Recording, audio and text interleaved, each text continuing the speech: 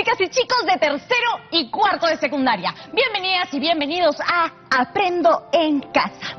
Esta es una iniciativa del Ministerio de Educación. ¡Ay! Esto está quedando cada vez mejor. Poder decorar nuestro espacio es una gran forma de expresarnos, poner de tu parte para transformar el mundo a tu alrededor. Y hoy les tengo una yapa.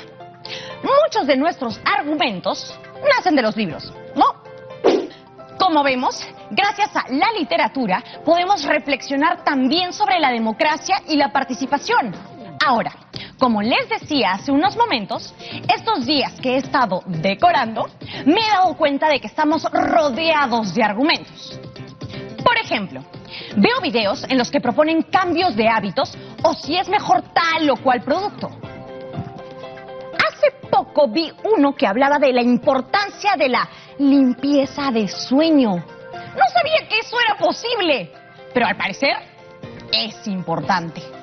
También otros en los que me enseñan sobre madera y se opinaba sobre la importancia de reflexionar sobre el origen de la madera. También, obvio, hay muchos argumentos para convencerte de que hagas ciertas compras. Todo esto me tiene pensando. ¿Qué son los argumentos? ¿Qué es un buen argumento? ¿Por qué son importantes en la vida estudiantil, en la convivencia familiar y en la sociedad en general? Yo, de hecho, tengo en mente varias situaciones en las que se presentan argumentos o, bueno, en algunos casos, argumentos. Y solo usando este parche, que es un poderoso antiestrés, dejarás de sentir antojo de pollo frito, mejorarás la memoria, es automático, un milagro de la ciencia. ¡Llame ya! A los primeros que llamen les regalaremos una elegante cajita en la que podrán guardar su delicado parche. Oferta insuperable. ¡Ajá! Empiezan a sonar las llamadas, las oigo venir, ¡claro que sí! Pues sí, estamos totalmente rodeados de mensajes, pero no todos nos intentan convencer con argumentos falsos. De hecho, algunos mensajes también pueden tener muy buenas intenciones y además excelentes argumentos. Hay personas que difunden información bastante confiable y ayudan a que las cosas se sepan. Lo hemos visto durante la crisis sanitaria, en la cual recibimos muchos mensajes que nos enseñaban cómo protegernos de la COVID-19, ¿cierto? Entonces, comprobado. Podemos usar la argumentación como una herramienta para hacer el bien. Uf, y si les dijera que cuando movemos el cuerpo sanamos de nuestros pesares emocionales, ¿me creerían? Algunos sí, algunos seguro que no. Muchos necesitarán argumentos y eso sería completamente normal, ¿cierto? A las personas menos convencidas tal vez serviría explicarles que cuando nos movemos liberamos endorfinas que influyen en nuestro estado de ánimo. Pero, ¿qué es realmente un argumento? ¿Qué argumentos nos permiten sustentar una propuesta de acción? ¿De qué depende que un argumento sea de calidad? Googleana, ¿estás por ahí? Escribir o dar un discurso argumentativo es presentar una serie de ideas razonadas. La secuencia argumentativa se inclina a demostrar o refutar una tesis. El objetivo de esto es influir en nuestro entorno. Es importante señalar que no todo intento persuasivo de este tipo es exitoso y logra convencer, pues la persona a la que se desea influir tiene cierto margen de libertad y puede decidir ignorar el mensaje, así como pensarlo críticamente y no confiar en este. Además, también hay algunas falacias. Estos son falsos argumentos. De ellos debemos alejarnos. ¡Esa Googleana! Es buena aliada, es chévere. Porque una dice su nombre y al toque te dice casi todo lo que necesitas. ¡Ojo! No basta con ella. Necesitamos investigar más, leer libros, entrevistar a expertas y expertos, ver videos, sobre todo para entender qué es eso de secuencia argumentativa. Me gustaría entender más sobre la argumentación, porque así como todo el tiempo nos llegan mensajes, me he dado cuenta que, en general, argumentamos un montón, ¿no? ¡Andrea! ¿Ya terminaste de ordenar tu cuarto? ¡Todavía no, madre! Para mí es muy importante evitar el estrés que genera este encierro. Por eso mi prioridad es comunicarme con alguien como yo, con mis pares. ¿Ven? Argumentación. En la vida cotidiana nos vemos en muchas situaciones en las que argumentamos nuestras ideas y escuchamos las opiniones de otros. Necesitamos argumentos para sustentar o defender nuestra opinión a favor o en contra de un tema. Y a veces, así tengamos buenos argumentos, la otra persona puede pensar distinto. Ahí viene ¡pling!, la discrepancia. Esta no es mala, es parte de la vida. Así que escuchemos a algunos estudiantes hablar sobre distintos conflictos y cómo lo resuelven usando argumentos. Hola, soy Luisa Nicole García Pasavi, soy de la ciudad de Pucallpa y si no estoy de acuerdo con una idea planteada, lo que hago es mantener la calma y expresar mi punto de vista de una manera muy respetuosa. No puedo llegar a tal punto de menospreciar la idea de la otra persona, ni mucho menos insultarla. Para tener una convivencia sana y fructífera hay que aprender a escuchar las opiniones de las demás personas con mucho respeto y eso creo que es lo principal en una sociedad y en cada uno de nosotros. Buenas tardes. Yo creo que la mejor manera de poder expresar mis ideas y que las personas confíen en mí es llevar mis ideas siempre con unos argumentos que tengan fundamento, que sean cortos, pero a la vez precisos, que sean claros. Así podemos convencer a las personas y llevar mis ideas mucho más claras para que ellas puedan elegir bien. Bueno, si a él o ella no le convence mi idea, eso quiere decir que no está de acuerdo con mi punto de vista.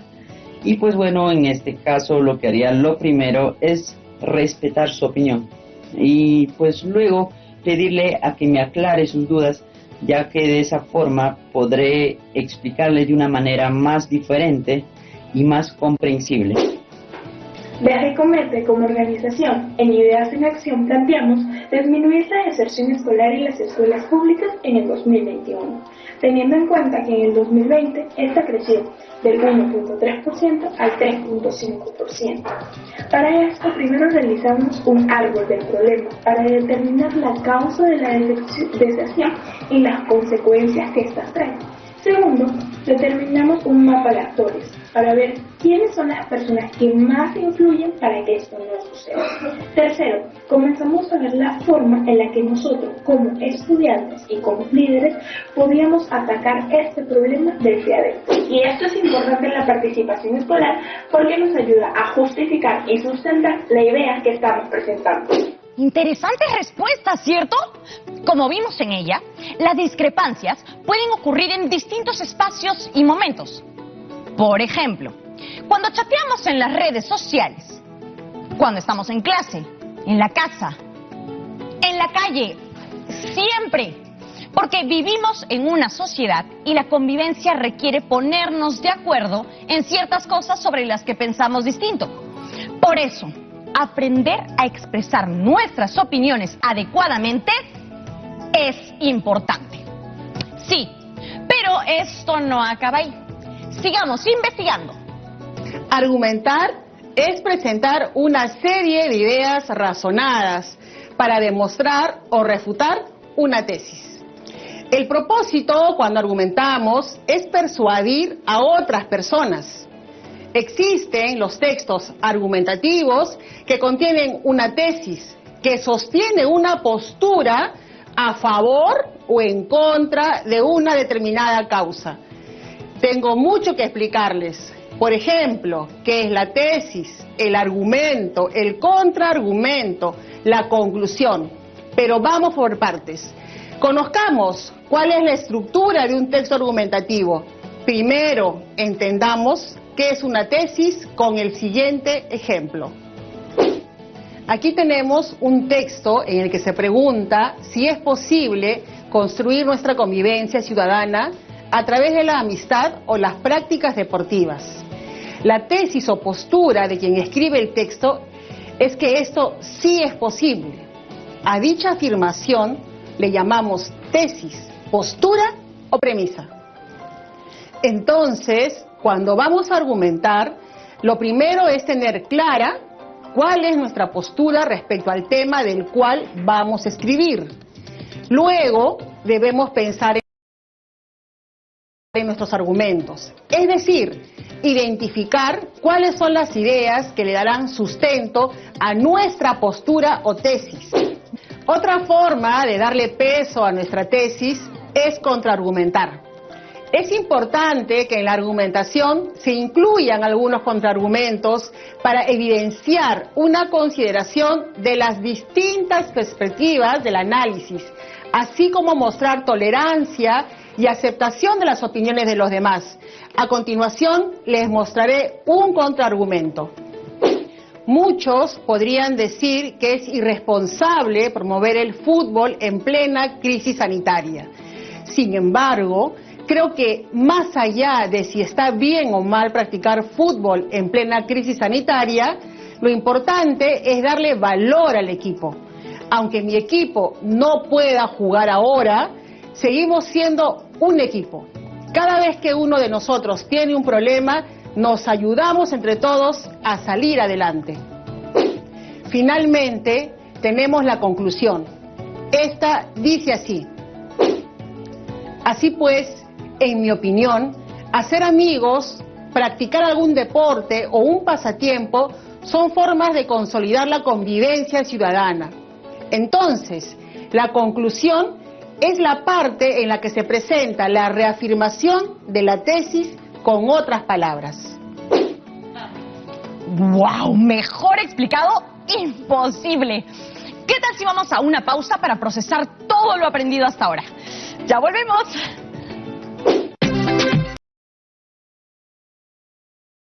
¡Ja! Aquí está. Acabo de encontrar los verdaderos consejos para argumentar adecuadamente. Ahora que ya sabemos la estructura general de un texto argumentativo, que incluye una tesis, argumentos y una conclusión. Me gustaría conocer más estrategias para argumentar a favor de una causa en la que creo.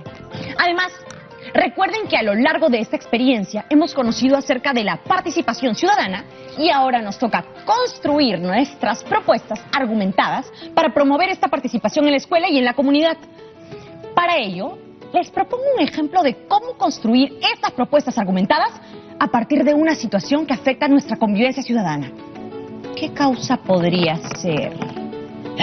Tal vez apoyar iniciativas contra todo tipo de violencia. O hacer una campaña para que las personas no dejen residuos en las calles. Por mi parte, ya me decidí. Quiero hacer un proyecto contra el racismo, porque todos merecemos los mismos derechos. Y además para lograr una convivencia saludable. Este es uno de los problemas que debemos erradicar.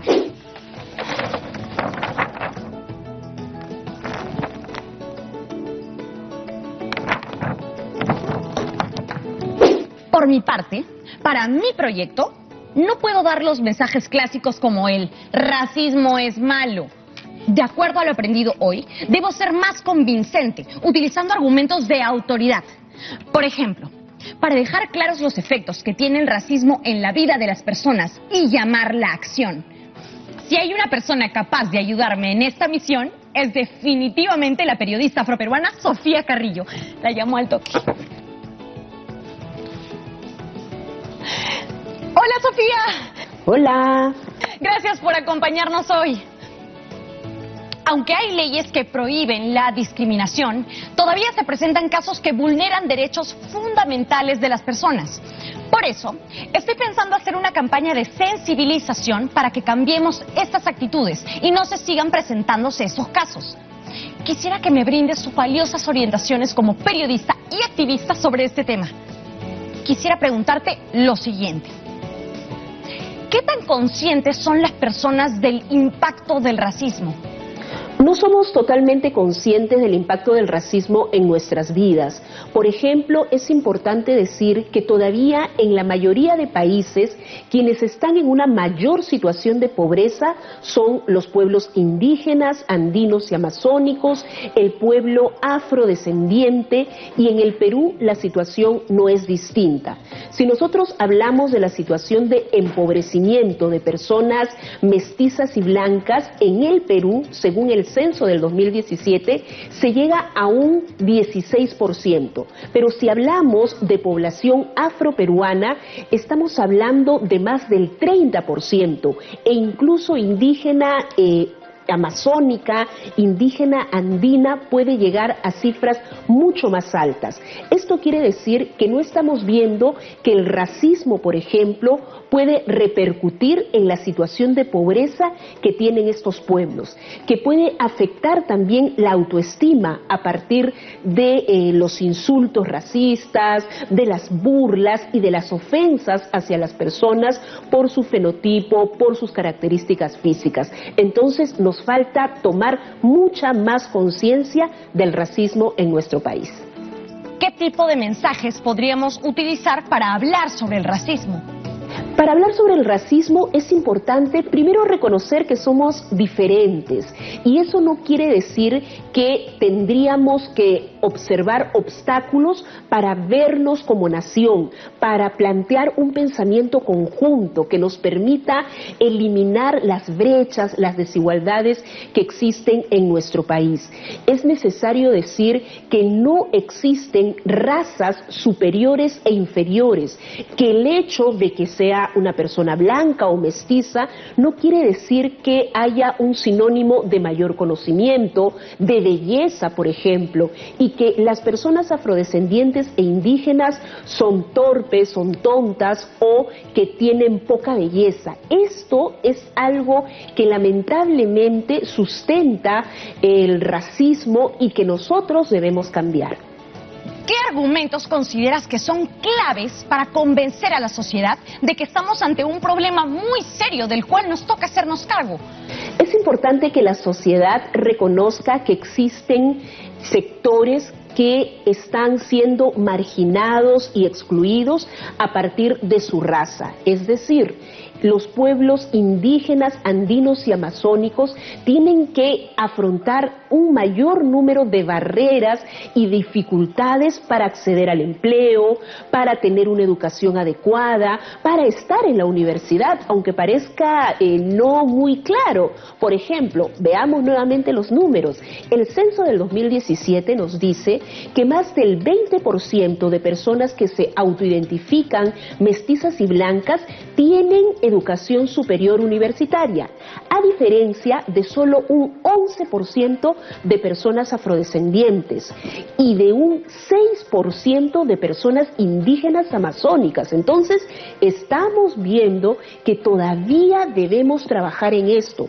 No es que los pueblos afrodescendientes o las personas indígenas no quieran estudiar, es que para llegar a la universidad tienen que afrontar situaciones más complejas. Incluso en la misma escuela pueden haber burlas hacia esas personas y eso afecta la autoestima, eso también desmotiva muchas veces a participar de manera adecuada en el ámbito académico, y es algo que debemos cambiar.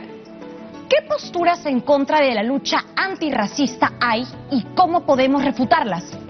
Una de las posturas en contra de la lucha antirracista es primero negar que hay personas, grupos poblacionales que tienen privilegios a partir de su raza, entendiendo esta como las características físicas que te ubican en cierta posición dentro de la sociedad.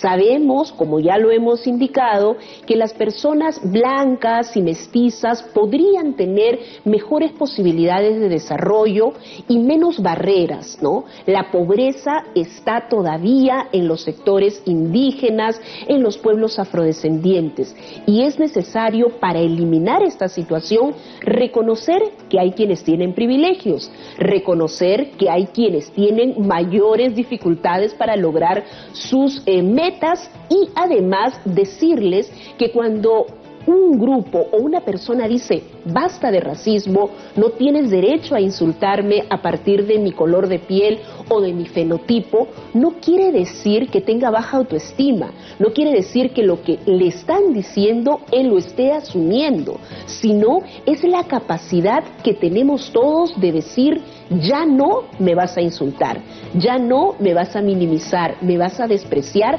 por mi apariencia, por mi raza y por mi etnia. Entonces, no es baja autoestima, es confianza, es seguridad y es el derecho a la igualdad que tenemos todas las personas en nuestro país y en el mundo. Muchísimas gracias. Cada vez me siento más cerca de entender cómo escribir propuestas de acciones argumentadas para presentarlas a través de un discurso, así promover la participación en la escuela y la comunidad. Consultaré con Googleana si es que tiene algunos consejos. Googly, ¿andas por ahí? ¿Hola?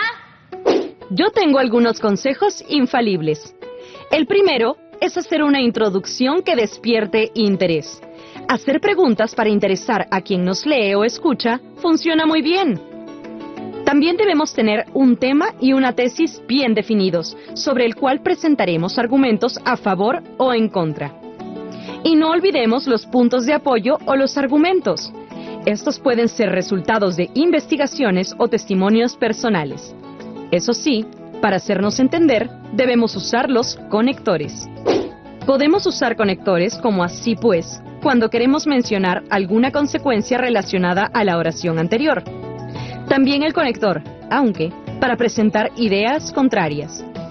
Otros conectores que nos pueden ayudar son, de la misma forma, y, por otro lado. También es clave identificar los distintos tipos de argumentos.